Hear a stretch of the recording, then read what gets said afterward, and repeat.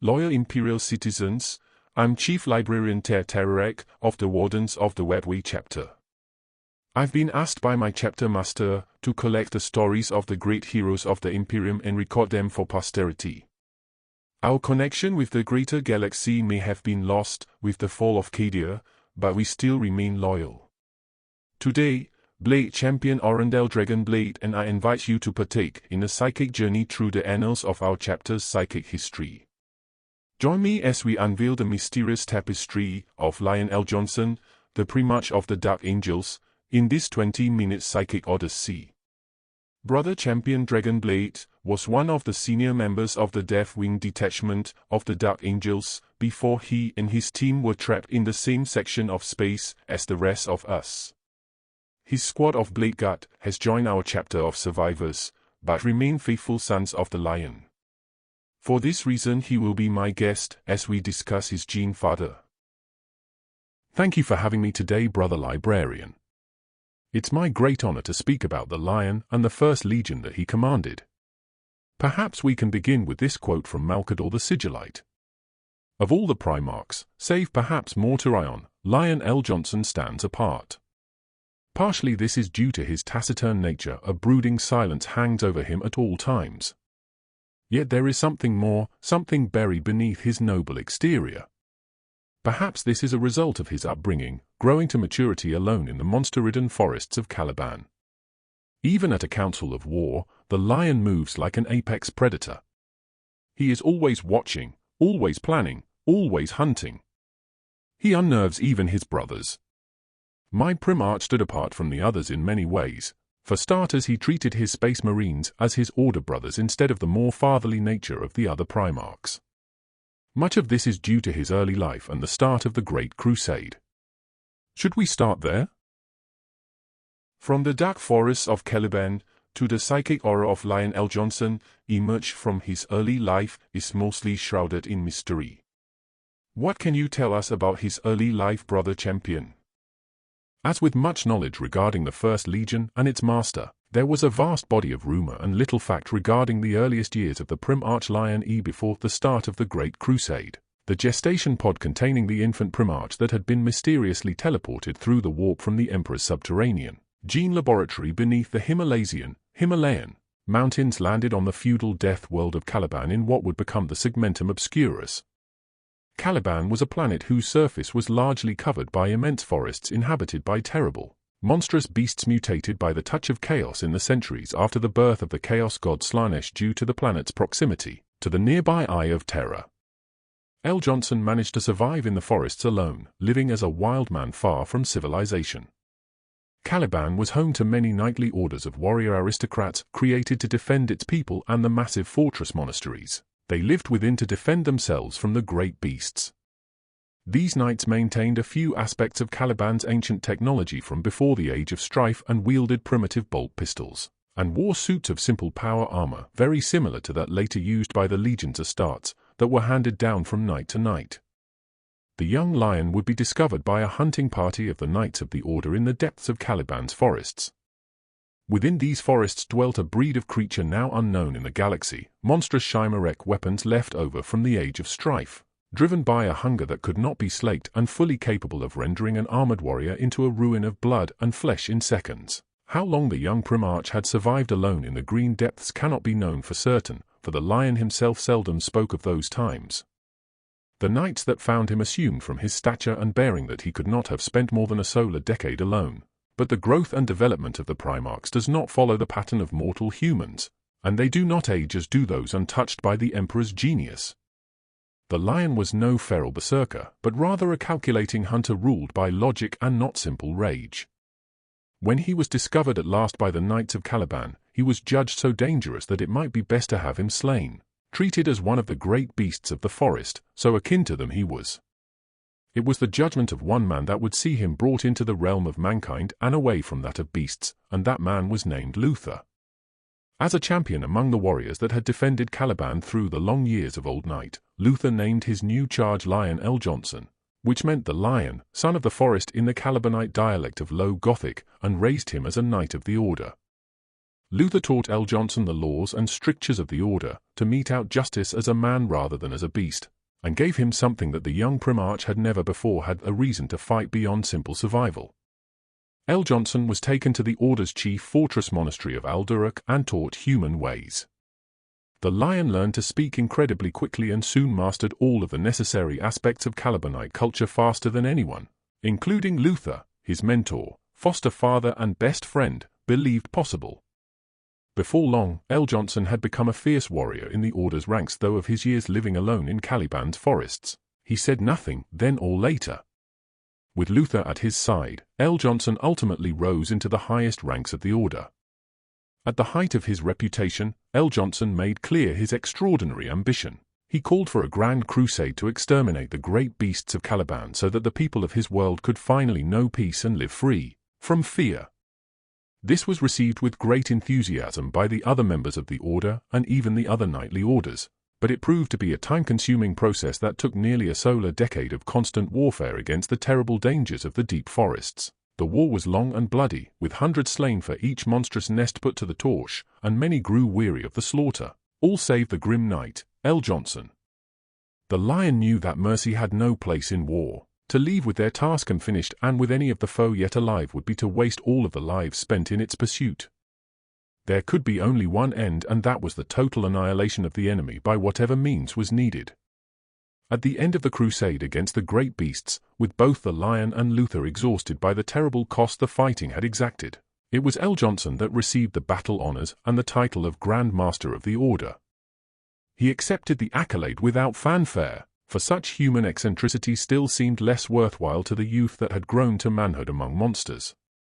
The Emperor came just a few short years later to heap new glories upon the Lion, granting him command of the East Legion, whom he renamed the Dark Angels after an ancient Calibanite myth that spoke to their grim mien, and making him a general within the vast imperial army that sought to conquer the galaxy. Lion L. Jonson would soon leave for distant Terra and his new destiny, bringing his uncompromising and remorseless style of warfare to the ranks of the imperial forces.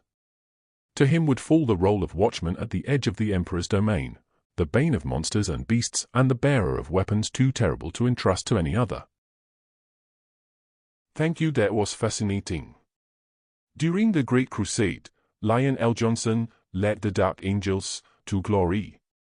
Can you speak of battles fought and campaigns waged under the indomitable will of the first Primarch? Once the Emperor discovered Lion L. Jonson on Caliban, however, the Primarch took command of the Dark Angels Legion that had been created from his genetic stock, and he was granted command of the 4th Expeditionary Fleet of the Great Crusade. One of Lion L. Jonson's earliest campaigns as commander of the newly dubbed Dark Angels Legion was the imperial compliance of the newly discovered night world of Molech. This was a massive joint compliance operation between multiple legions Astartes, including the Dark Angels, Lunar Wolves, Emperor's Children, White Scars, and thousands of Imperialis Auxilia soldiers and various Mechanicum and Legio Titanicus assets. Next, the Dark Angels took part in the vital campaigns of the final Rangdan Xenocides. They fought alongside Titans from the Legio Graphonicus, Legio Vulturum and Legio Kidianos, as well as other Zanite Mechanicum forces from the Forge world of Xena II. The conflict began in 862-M30 when the Rangdar, that Zeno's terror long thought extinguished in the earlier First Rangdan Xenocide, fell upon the northern reaches of the Imperium in numbers that defied belief. For almost a solar decade the veterans of the East Legion, now the Dark Angels, fought to hold at bay an enemy that threatened to consume all the worlds of mankind. The Lion wrought his own legend in those dark times, a grim figure of death and vengeance that descended upon the Rangdar in a cold fury, in the first dire standard years of the conflict, when the Imperium seemed lost in a tide of Zeno's fiends and their slaves. The Lion stood tall amid the carnage. He was no golden hero like his brother Sanguinius, nor a black-humoured figurehead like Horus Lupercal, but rather a silent rock, unyielding in the storm. He did not inspire loyalty, nor any other virtue. Rather he went forth where the foe was strongest, armored by his pride and confidence, and drew others along with him for the simple honor of standing by his side. Some say the old legion fought to prove themselves worthy of their new master, others that they bled to make right their failure to destroy the Rangdar when first they met at the Battle of Advexmors, and a few whispered that the lion sent them into slaughter so he might replace them with more tractable, Calibanite warriors. Whether true or not, it was to Caliban that the lion turned to replenish the ranks of his legion. With the Rangdan plague driven back, the first new influx of true Calibanite space marines entered the ranks of the legion. Where once they had been but the few older companions of the Prim Arch, now they were dispersed across all the wings and orders of the legion. They were a new breed of warrior for the First Legion, guided more by tradition and ritual than their forebears and unburdened by the weight of pride that had been the lodestone of the Terran veterans. In the wake of the Second Rangdan genocide, it was this changed legion that went forth to continue its works and to bring war to the most fell of foes. From Caliban they spread out across the stars, for unlike many of their brethren they took few strongholds, save for the lonely chantry-holds that held the knowledge of the legion. Each of their expeditionary fleets was bound to a different corner of the Imperium, to patrol the dark places where monsters were still to be found. The Lion took command of one such fleet, no larger or more grand than any other, for he expected each to be an engine of death capable of defeating any foe, and set course for the world known to Imperial cartographers as Saroche. Due to the extensive losses suffered by the First Legion during the Rangdan genocides, by 899-M30, the Ultramarines Legion were on the cusp of becoming the largest Space Marine Legion, standing at around 166,000 legionaries. The histories reveal the veiled nature of the Dark Angels. Even the Inquisitor Bastelec spoke of this when he said, "Since the founding of their legion, at the birth of the Imperium, the Space Marines of the Dark Angels have been dreaded by their enemies and held in awe by those they protect. Stubborn and relentless in battle, ever vigilant and zealous in their pursuit of their duties, the Dark Angels are among the Emperor's most faithful servants." Yet, it was not always so. For 10 millennia, the Dark Angels have harbored a sinister secret, an act so terrible and shameful, it threatens everything the Dark Angels hold most dear, and may yet bring them eternal damnation. Can you speak to the mysteries surrounding the Order and the secrets that have shaped the psychic identity of our revered Primarch? I will speak to what I can, but even though I'm sworn to the Wardens of the Webway chapter now, my oaths to my true legion still stand. That is understood. Speak to what you can. As the First Legion of the Space Marine Legions, the Dark Angels gene seed is one of the purest and least degraded of all. Remarkably, the Dark Angels apothecaries have observed that the gene seed carried by the primary Space Marines is universally of the highest quality they have ever seen, and so the chapter's stock is qualitatively and quantitatively in excellent health. There are no known aberrations in the Dark Angels gene seed, which makes the reluctance of the High Lords of Terror to utilize it in the founding of new chapters perplexing. The Dark Angels and their successor chapters, collectively known as the Unforgiven, have an unusually close bond, often working hand in hand with one another. But often, these chapters have a tendency to be highly suspicious of outsiders and can be perceived as unreasonably aloof and intransigent. Indeed, there have been a number of occasions where the Dark Angels or one of the Unforgiven have withdrawn suddenly, and with no explanation from a war zone when confronted by an Inquisitor or missionary. Rumors continue to persist of nepotism and legion building. Over time these factors have led to the Unforgiven being regarded with distrust by the Inquisition and other arms of the imperial government. Despite their impeccably pure gene seed, the Dark Angels have been passed over for many of the foundings that have created fresh chapters to fight the Imperium's wars. Yet from time to time the Adeptus Terra have been forced to permit the Dark Angels another founding, the records of which have mysteriously vanished shortly afterward. In this way, an uncertain number of Unforgiven chapters have been created, each giving every outward appearance of fighting their own wars for the Imperium, while secretly aiding in the Dark Angels' hidden hunt. In the era Indomitus, however, the traditional reluctance of the Adeptus Terran to sanction more foundings with Dark Angels gene seed seems to be changing. Some inquisitorial circles argue that this is due to Robout Guilliman's direct involvement, the Primarch recognizing the Dark Angels' genetic strength and commitment to the Imperial cause. Others contest that it is due instead to a desire in some Terran or Martian circles to increase the Unforgiven's overall strength, and thus act as a potential political counterbalance to the successors of the Ultramarines. As do many other legions, There are other secrets that the Legion holds dear, and I will not speak of them. I'm sure that others may have opinions about us and our ways, but I will let the Inquisition do their guessing if they still exist. Thank you. There was honestly more than I expected. The histories guide us through the trials of the Horus Heresy. Let's explore the decisions Lionel Jonson faced, the rifts in the psychic tapestry, and the enduring legacy that echoes through the psychic corridors of the Unforgiven. Unyielding, technologically capable, ruthless, and insular, the Dark Angels at the time of the Horus Heresy would once again be a powerful and highly independent legion, used to operating on their own to conduct large-scale campaigns and compliance actions. Because of this, the fear of the Ist Legion's intervention led the machinations of the War Master Horus to ensure that when his treacherous plans came to fruition, the Dark Angels had been dispatched to the outer edges of the Imperium where they would be unable to interfere, at least for a time.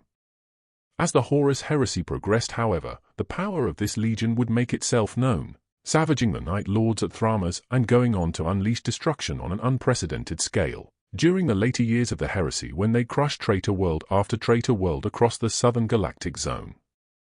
During the 200th year of the Great Crusade, 998-M30, the Dark Angels Legion was carrying out an Imperial compliance campaign against the Shield Worlds of the so-called Gordian League, a confederation of human worlds who were allied with degenerate Xenos.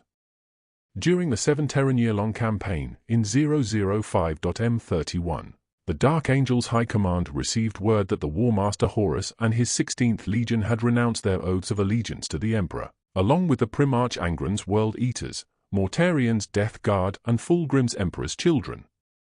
They also received word of the atrocity committed against the doomed world of Istvan III, when Horus ordered it to be via respawn to eliminate the remaining Loyalist Astartes from those for traitor legion still active upon it, rendering it a lifeless dead world.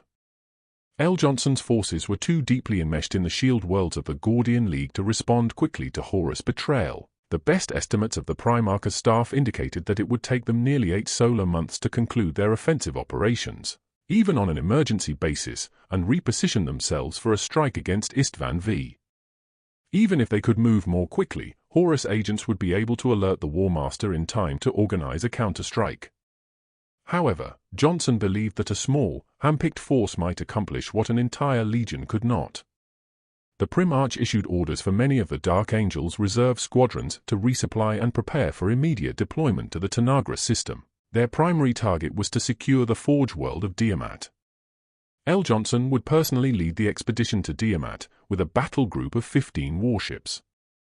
Secrecy was vital, as the Primarch was aware that the War Master's agents were more than likely tracking the Dark Angels' movements. L. Jonson went to Diamat in order to secure several powerful continental siege machines known as Ordinatii, vast artillery pieces that could devastate the most powerful fortifications. The small fleet of Dark Angels vessels arrived in the Tanagra system, just 5 solar days after the destruction of Horus' landing force at the Xanthus starport. With no way to secure the siege machines held in storage in Diamat's depots from L. Jonson's Astartes, the admiral of the raiding fleet had little choice but to withdraw back to the Istvan system. The War Master's final gambit had failed. Following this small victory at the Battle of Diamat, L. Jonson met with his fellow brother Primarch, Perturabo of the Iron Warriors Legion, aboard his flagship Invincible Reason. Perturabo informed Jonson that the 4th Legion was en route to the Istvan system, to face the War Master and his traitor legions upon the black sands of Istvan V. When Jonson had received word of Horus' perfidy, he knew that ultimately the War Master's path would lead to terror. Even if he were somehow to prevail against Perturabo and the other legions sent to confront him in the Istvan system, the War Master couldn't claim total victory so long as the Emperor was safe in his palace. For Horus to triumph, the Emperor had to die. And that meant a long and costly siege of terror. Therefore, the War Master would come to claim the siege engines of Diamat. L. Jonson informed his brother that he would be unable to accompany the Loyalist fleet to Diamat, as he had to make all haste to the shield worlds of the Gordian League and prepare the rest of the 1st Legion for the trip to Terra. In fact, he thought it best if no one outside Perturabo, himself and the other Primarchs ever knew that the Lion was there. He didn't want the Emperor to believe he did anything at Diamat with an ulterior motive in mind.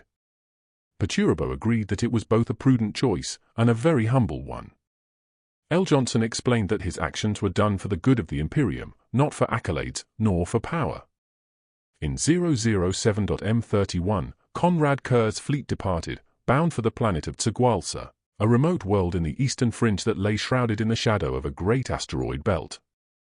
From there, the Night Lord's Legion's terror troops would begin a campaign of genocide against the imperial strongholds of Heraldor and Thramas, star systems that, if not taken, would leave the flanks of the War Master's strike on Terra vulnerable to attack. This campaign would also delay the Dark Angel's Legion from reinforcing the Loyalists. The Thramas system was of particular importance, as it comprised a number of Mechanicum Forge worlds whose loyalty was still to the Emperor. This bitterly contested campaign, known as the Thramas Crusade, dragged on for nearly 3 standard years. In an attempt to sway his brother Lion Jonson to Horus' cause, the Night Haunter left a deep void beacon in the patrol path of one of the Dark Angel's outrider vessels. The beacon was set to transmit coordinates in advance, so that the two Primarchs could meet and parley on the planet of Tsagualsa. Night Haunter wanted to break his former brother either mentally, physically, or both to obtain his objectives. The Primarchs were accompanied by 2 warriors from their personal honor guards to the parley. The meeting began amicably enough between the two as they conversed with relative civility. This amity lasted only until the Night Haunter slandered Jonson, and in return the Lion struck his former brother. This melee further degenerated into an all-out brawl between the two sides. As Kerr strangled the life out of Jonson, one of the Dark Angel's honor guardsmen ran his sword through the Night Haunter's back, saving his Primarch's life. Eventually, both legions sent reinforcements in response to this incident. Each side dragged away their respective Primarchs from the scene of the combat. Both Primarchs survived this brutal confrontation and went on to continue the contest between their legions for control of the Aegis subsector. In 008.M31, the Dark Angels received intelligence from an astropathic message from the nearby Perditus system about traitor movements. They immediately moved to intercept. Upon arrival, they interrupted the month-long conflict between the Iron Hand's 98th Clan Company, led by Cassalier Lorimek, and a large Death Guard contingent, led by 1st Captain Collas Typhon. Both sides had been fighting over an ancient sentient device, known as the Tuchulcha engine. This device was part of a triumvirate of similar sentient devices, another being the Ouroboros and a third, unnamed engine, which when combined could create temporal rifts that bridge space, and wary of both sides' motives, especially those of the Death Guard's 1st Captain Collas Typhon. The Lion prevented the device from falling into the Death Guard's hands. Jonson proceeded to serve his own ambitions and requisitioned the device for his own use. The Lion ordered the destruction of Perditus, much to the consternation of both commanders. He used the Tuchulcha engine to make a warp jump, but during their sojourn through the Immaterium, the Dark Angels were beset by diamonds. The Lion reinstituted his legion's Librarian Corps to fight these nefarious warp-spawned creatures. As this was in direct violation of the Emperor's decree absolute at the Council of Nicaea, this caused a dispute within the legion that eventually came to a head when the enraged Lion slew Chaplain Nemiel. With the torrential ruin storm raging, blocking out the light of the Astronomicon and causing warp travel to be all but impossible, the Imperium was effectively cut in half during much of the Horus Heresy following the Battle of Calth. The Dark Angels came to the realization that they were unable to return to Terra to assist in its defense, even with the use of the Tuchulcha engine. Miraculously, they managed to lock onto the beacon of the strange alien device known as the Pharos, on the world of Sota, which guided the 1st Legion fleet safely through the warp and to the realm of Ultramar's capital world of Macragge. Eventually, both Guilliman and the Lion confronted the cornered Kerrs. Their attempts to kill him were unsuccessful as the Night Lord's Primarch had laid a cunning trap. He brought down an entire chapel upon the 2 Primarchs through the use of planted explosives and fled the scene. Guilliman and the Lion were only saved through the direct intervention of the loyalist Iron Warrior's warsmith Borobus d'Antioch, who was communicating with Guilliman at the time of the attack through a portal that was opened by the Pharos. On instinct, the warsmith reached through the portal and pulled the 2 Primarchs to safety on Sota. Feeling directly responsible for the Night Haunter's rampage on Macragge, the Lion continued to obsessively hunt his wayward former brother for the next 2 Terran years. In 011.M31, L. Jonson eventually was able to trace a slim lead on Kerr's whereabouts to the Z-Path system, which had since fallen to the Word-Bearers and World-Eaters forces during their Shadow Crusade. While continuing his obsessive hunt for the elusive Night Haunter, the Lion and Guilliman continuously clashed over policy, especially in regards to the security of Imperium Secundus. They were particularly vexed with how best to deal with the emergence of rebels on Macragge that the Lion was certain Kerrs had instigated. At some point before or during the Siege of Terra, the Astronomicon went dark for the Dark Angel's fleet. Fearing that Terra had fallen to Horus, L. Jonson became nihilistic, and instead of moving towards Terra pledged himself to vengeance through the destruction of as much of the traitor's territory as he could.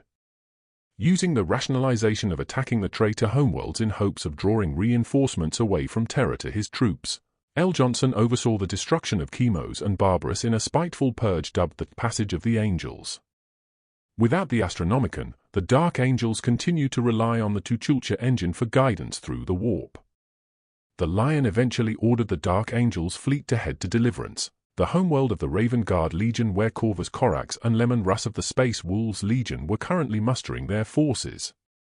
The Lion was quick to question Corax's absence from the major fronts of the war, but his wrath was quickly extinguished by Russ, who pointed out that the Space Wolves' own survival was still an asset of great worth even if Terra remained beyond their reach.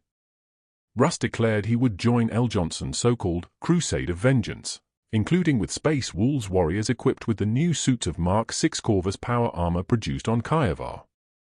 Yet Corax was cautious to commit his badly mauled legion to what he saw as a needlessly spiteful waste of resources for a purely emotional gain, and only assigned a small expeditionary force of the Raven Guard to accompany the Space Wolves and the Dark Angels. Eventually, the Dark Angels made course for Terra on the Lion's command, but arrived too late to influence the outcome of the Siege of Terra or prevent the Emperor from being mortally wounded by Horus and interred on the Golden Throne. As we return from the Odyssey of the Primarch of the First Legion, lend your energies to the like button, subscribe, and share your insights in the comments below. Until the next broadcast window that's available, may the Emperor's light guide your way, brave servants of the Imperium. This has been Chief Librarian Tertarek and Blade Champion Orendel Dragonblade, unlocking the legends of the Imperium for your learning. As you depart, may the soul of Lion L. Jonson inspire you to walk the righteous path. Join us next week for this and stay faithful to our God Emperor. Guard the gates for the holiness of the Emperor.